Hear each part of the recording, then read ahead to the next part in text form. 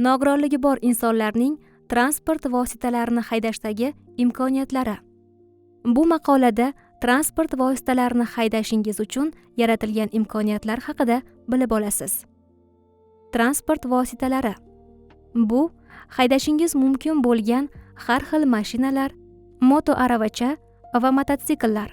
Transport vositasini haydashingiz uchun shifokor tekshiruvdan o'tishingiz kerak bo'ladi. Haydovchilik guvohnomasini olishingiz uchun turli imkoniyatlarga egasiz. Haydovchilik guvohnomasi. Bu sizga mashina haydash uchun beriladigan ruxsatnoma. Siz maxsus uskunalar bilan qayta jihozlangan avtomat uzatgichli yengil mashina haydashingiz mumkin. Sizga mashina haydash mumkin yoki mumkin emasligini bilish uchun yashash joyingizdagi shifokorga murojaat qilishingiz kerak. Shifokor sizni 3 ish kuni davomida tekshirishi mumkin. Agar sizga qo'shimcha tekshiruv kerak bo'lsa, shifokor sizni 14 ish kuni davomida tekshirishi ham mumkin. Sizni tekshiruvdan o'tkazish kunlarini shifokor uzaytirishi ham mumkin.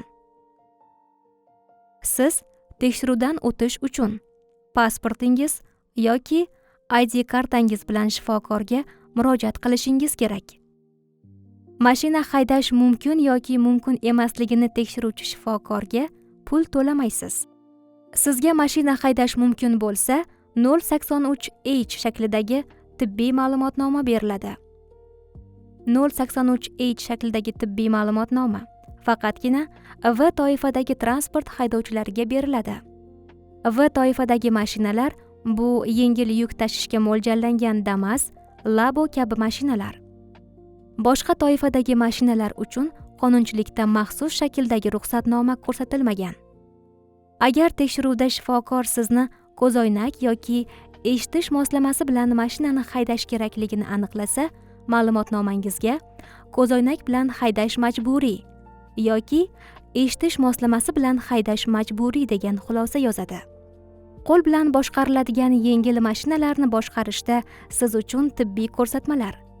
Harakat chegaralanishiga sabab bo'ladigan oyoq kaft qiyshiqligi, oyoqning 7 sm va undan ortiqroq kaltaligi, bir yoki ikkala son suyagining amputatsion cho'ltoqligi, bir yoki ikkala oyoq boldir sohasining amputatsion cho'ltoqligi, bir tomonlama son yoki boldir qismi cho'ltoqligi, yurish, o'tirishning buzilishiga olib keluvchi umurtqa pog'onasi, tos yoki ikkala oyoqlarning qiyshiqligi yoki kasalliklari, o'tirish holati saqlangan pastki oyoqlarning falajligi, chap oyoq qon tomir va nerv tolalarining shikastlanishi, ifodalangan trofik buzilishlari bilan.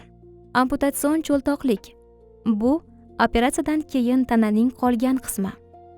Mashina haydash bo'yicha amaliy imtihon vaqtida mashinada siz uchun kerakli sharoit bo'lishi shart.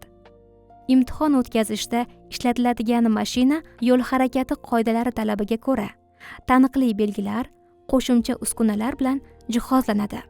Imtihon o'tkaziladigan joyda axborotlarni qabul qilish, uzatish tizimlari, yorug'lik, ovozli avariya to'xtash ishorasi datchiklari, siz bajaradigan sinov mashqlarini qayd etadigan maxsus qurilmalar, har bir mashqning va imtihonning yakuniy natijasi bo'yicha axborot beradigan qurilma bo'lishi shart.